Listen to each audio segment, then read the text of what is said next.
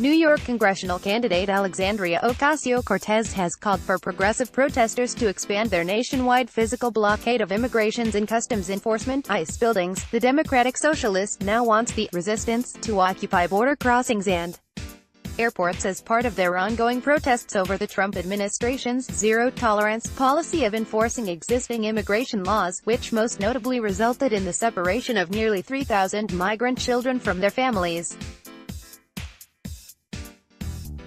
While this also happened under former Presidents Obama and Bush, Trump's tough stance on border security has led to more of such cases. Watch. Comments begin just after the 52-minute mark. "We have to occupy all of it," said Ocasio-Cortez during a Monday interview with Democracy Now!'s Amy Goodman.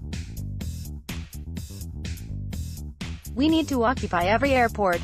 We need to occupy every border.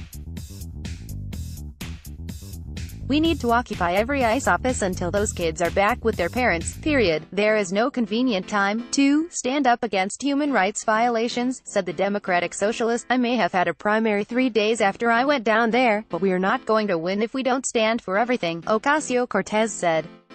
"We have to show people that we are willing to walk the walk and put our money where our mouth is," she said. "Our nation is in a moral crisis," she added. "Every day that we allow the continued violation of those children's rights is that I believe the moral character of the United States is at stake." Ocasio-Cortez then suggested that those who are opposed to the "Abolish ICE" campaign don't understand ICE's role within the U.S. immigration system. "First of all, ICE is not U.S.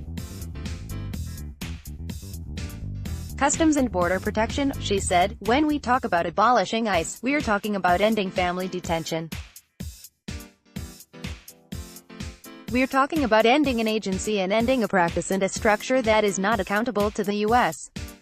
Department of Justice, that often takes on things that look a lot like enforcement activities," she said. "So to have an enforcement agency that operates outside of the accountability of the Department of Justice, it's no surprise to see the violations of civil and human rights that we're seeing right now." The Democratic Socialist said that the movement to abolish ICE is an implicit rejection of the current administration's policies. On Monday, Ocasio-Cortez's passionate plea was silenced by House GOP leaders, after they quashed a contentious floor vote on a Democratic measure to abolish ICE.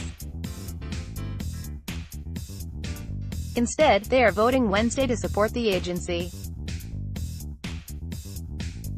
The House is about to vote on a resolution by Rep. Clay Higgins expressing support for ICE agents and condemning calls to abolish ICE. GOP leaders, including its Steve Scalise, are seeking to paint Democrats as weak on immigration and for open borders. https://t.co/wvhp75 Kakuo, Brynstol, at Brynstole, July 18, 2018.